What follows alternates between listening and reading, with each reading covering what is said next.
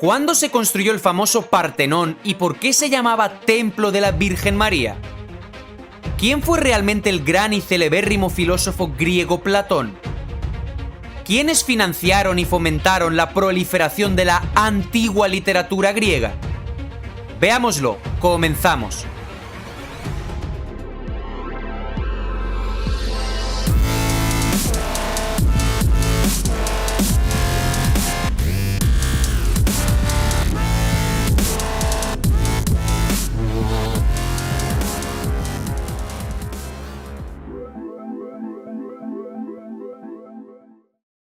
Hola alumnos de Scaliger y Petavius, ¿preparados para desaprender y reaprender? Antes de empezar, os pido por favor que le deis like al vídeo y dejéis un comentario o emoji. Eso ayuda muchísimo a que YouTube lo posicione mejor y con ello pueda llegar a más gente. Hazlo. Hazlo.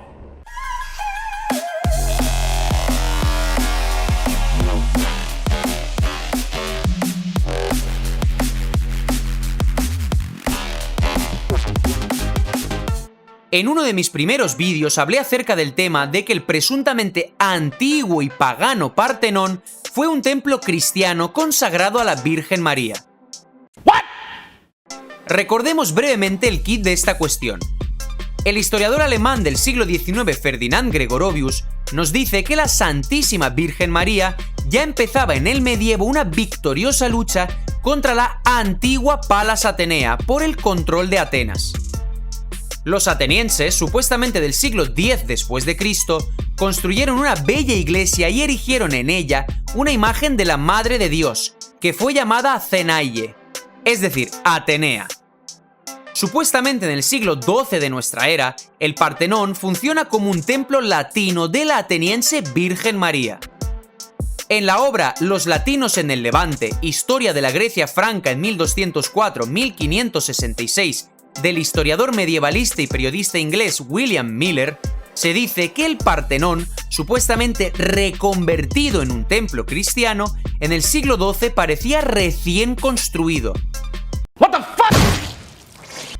Como si fuese un doble de la famosa estatua antigua de Atenea Partenos, obra de Fidias, en el Partenón latino se alza la estatua de la católica Virgen María, creada en el siglo XIII.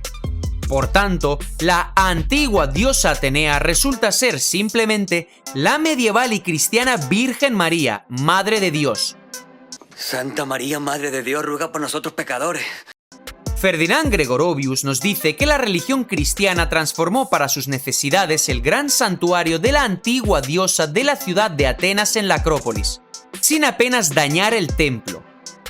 En toda la historia de la transformación de las concepciones de las antiguas creencias y santuarios en cristianos, no se hallará ni un solo ejemplo de una sustitución tan sencilla y completa como la que alcanzó a Palas Atenea y su reemplazo por la Santa Virgen María. El pueblo ateniense ni siquiera tuvo que cambiar el sobrenombre para su Virgen patrona, puesto que ahora a la Santa Virgen María la llamaban Parcenos, Virgen en griego. De aquí sigue una hipótesis totalmente natural. La antigua Atenea Partenos es la cristiana Virgen María, Madre de Dios. Y el antiguo templo del Partenón, dedicado a Atenea Partenos, es un templo cristiano, construido en el lugar en honor de la Virgen María no antes del siglo XIII de nuestra era, cómputo scaligeriano. Si todavía no sabéis qué es eso de cómputo scaligeriano, aquí tenéis el vídeo en el que introduzco brevemente el tema. Seguramente, la reestructuración del Partenón en tiempos de Nerio en realidad significa la construcción del Partenón en tiempos de Nerio Acciaioli en la segunda mitad del siglo XIV. En el anterior vídeo de esta serie menciono muy por encima quién fue este personaje y cuál fue su papel en la guerra del siglo XIV en el territorio de la actual Grecia.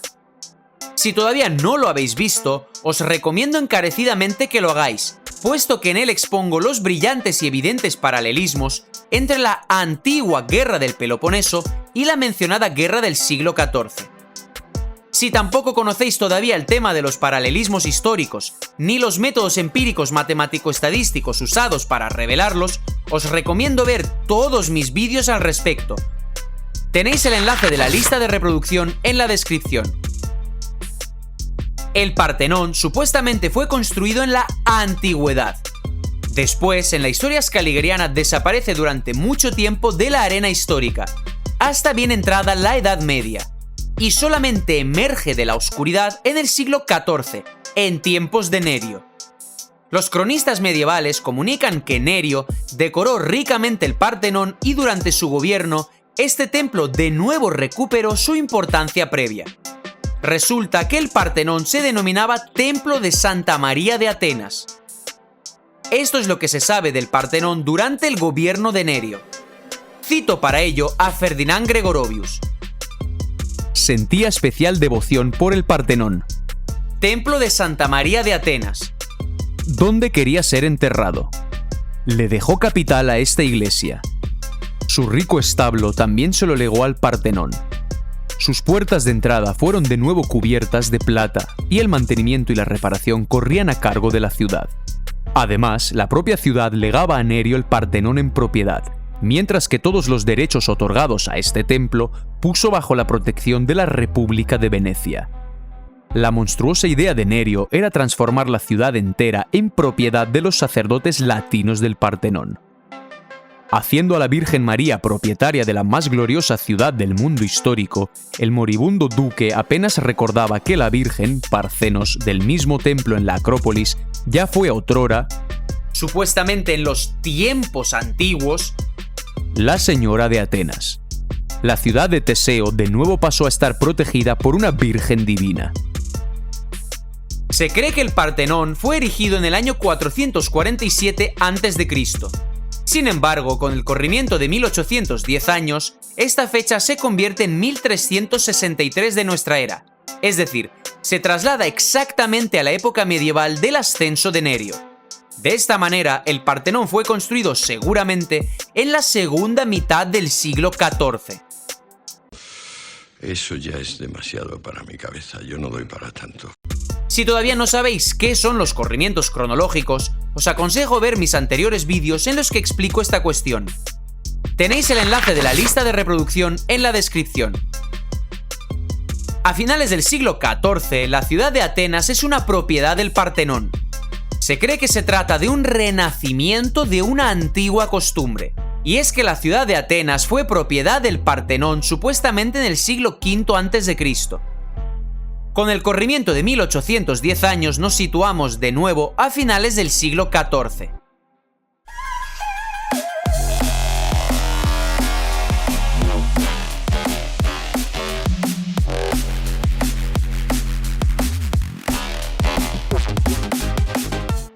En uno de mis anteriores vídeos hablo de la figura del antiguo Platón y de Gemístopletón, su original medieval. Gemístopletón, personaje del siglo XV, es un destacado filósofo, escritor y figura pública de la Grecia e Italia medievales. Platón, por su parte, es un celebérrimo filósofo, escritor y figura pública de la antigua Grecia, supuestamente de los siglos V-IV a.C. El nombre de Platón es prácticamente idéntico al de Pletón, solamente cambia una sola vocal. Su esqueleto de consonantes es el mismo. En uno de mis primeros vídeos, explico que antiguamente, por motivos de escasez y elevado coste del material de escritura, los documentos se escribían sola o prácticamente con consonantes, a menudo incluso sin separación entre palabras. En ese vídeo, que recomiendo que veáis, expongo el tema de la interpretación, que no lectura, de este tipo de fuentes escritas. He aquí una antigua representación de Platón, supuestamente del año 1493. Está sacada de la Crónica Universal de Hartmann Schedel. El filósofo se muestra con atuendos medievales. Y vosotros os preguntaréis, ¿pero por qué hacían eso? Muy buena pregunta. A lo que cualquier historiador os contestaría, porque así percibían y asimilaban mejor las escenas y el mensaje. Y es que con argumentos así se puede explicar cualquier cosa. Ah, sí, bueno, siempre que vean una cosa así, lo hizo un mago. Si cuela, cuela y si no me la pela. Sin embargo, a tenor de los resultados empíricos matemático-estadísticos, todos estos presuntos anacronismos adquieren una explicación diferente y totalmente lógica. Aunque en la Wikipedia figuran los años 1355-1452 para la vida de Gemístopletón, no están del todo claras las fechas de su nacimiento y fallecimiento. Se sabe que jugó un importante papel en la arena público-política de las medievales Grecia e Italia alrededor del año 1415. Según Gregorovius, Pletón murió alrededor del año 1450.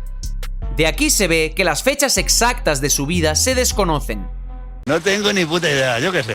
Otros autores consideran que el año de su muerte es el ya mencionado año de la Wikipedia, 1452. Gregorovius nos dice que Pletón murió en Rímini y fue enterrado en una famosa catedral del lugar. En cualquier caso, resulta que los años de vida del antiguo Platón los conocemos muchísimo mejor. Es muy frecuente encontrarse con la opinión de que la antigüedad merece mayor atención que el oscuro y confuso medievo. Con el corrimiento de 1810 años hacia el presente, los años de vida del antiguo Platón se convierten en los años medievales 1382-1463 de nuestra era. Si además tenemos en cuenta que puede tratarse de un corrimiento de 1800 y no de 1810 años, entonces las fechas resultantes serían 1372-1453. Es decir, nos situamos precisamente en la época de la vida y actividad de Gemístopletón. Con el corrimiento de 1800 años, la diferencia del año de su muerte con respecto a 1450 o 1452 es de 3 años o 1 año respectivamente. Fijaos en el curioso nombre de Gemisto en el caso del medieval Pletón. En latín, geminus significa doble, par, gemelos, absolutamente similar, es decir, igual o idéntico. De esta manera, la combinación Gemísto-Pletón se traduce simplemente como segundo Platón o idéntico a Platón. Es conveniente detenerse un momento en la personalidad de Gemístopletón. Como ya dije en el vídeo en el que hablo de Platón, Plotino y Pletón, el primero de ellos, Platón, se considera fundador del platonismo. Después sus enseñanzas mueren para renacer pasados varios siglos en otro famoso neoplatónico, Plotino. Se cree que vivió supuestamente en los años 205 al 270 después de Cristo. Casualmente, su nombre también es muy parecido al de su maestro espiritual Platón y al mismo tiempo al de Pletón, con un esqueleto de consonantes idéntico en los 3 casos. Después, en la historia scaligeriana, el neoplatonismo muere para, pasados cientos de años, ya en el siglo XV, emerger de nuevo con la misma fuerza en otro famoso neoplatónico, Gemístopletón, cuyo nombre es, una vez más, de manera casual, prácticamente idéntico al del antiguo mentor Platón. La casualidad. Hoy en día se cree que Gemístopletón hizo revivir el antiguo platonismo y fue su ferviente propagandista. Es precisamente en esa época cuando comenzaron a florecer las antiguas ideas helénicas, que llamaban a los griegos medievales a unirse contra los muy malos conquistadores turcos. La historia griega medieval, declarada después antigua y desplazada hacia el pasado remoto, sobre el papel se entiende, comenzó a formarse por primera vez en Florencia, supuestamente en el siglo XIV. Los Strozzi y los Medici eran filohelenos, apoyaban con sus riquezas no solo al decadente trono bizantino, sino también el estudio de la literatura griega. A Cosme de Medici le vino a la cabeza el plan de restaurar en el Arno la Academia de Platón, con Gemístopletón a la cabeza. Precisamente desde Florencia comenzó la primera difusión de la antigua literatura griega por Europa. Por primera vez, los manuscritos del antiguo Platón se supone que emergen de la nada precisamente en el siglo XV, justo en la época de Gemístopletón. Pletón crea en Florencia una academia platónica, o mejor dicho, pletónica, un análogo exacto de la antigua Academia de Platón. Alexander Alexandrovich Vasiliev, historiador, orientalista, arabista y bizantinista ruso del pasado siglo, miembro de la Sociedad Imperial Ortodoxa de Palestina, señala que la llegada de Gemisto Pletón a Florencia es uno de los momentos más importantes en la historia del trasplante de la antigua ciencia griega a Italia y, en especial, la aparición de la filosofía platónica en Occidente. Su gran obra en forma de utopía, cabe destacar que tanto Platón como Pletón escriben utopías, llamada Tratado sobre las leyes, que no ha llegado completo hasta nosotros, sin embargo sí nos ha llegado casualmente el texto completo del tratado Leyes del Antiguo Platón, era un intento de restaurar el paganismo con ayuda de elementos de la filosofía neoplatónica. En general, en la historia scaligeriana resulta que si unos padres cualesquiera le ponen a su hijo un nombre parecido a Platón, Plotino, Pletón, etc., todo su posterior destino ya queda predeterminado. Vive como el antiguo Platón, repitiendo casi todos los matices de su biografía. La casualidad. Así pues, ahora estamos ya en la segunda mitad del siglo XV. Se nos dice que justo en ese momento empezaba a despertar el adormecido espíritu de la ciencia griega. Resulta que Gemisto Pletón revive el antiguo espíritu de la antigua civilización. Gregorovius nos comunica que el famoso bizantino Pletón vivió en la corte de Teodoro II Paleólogo.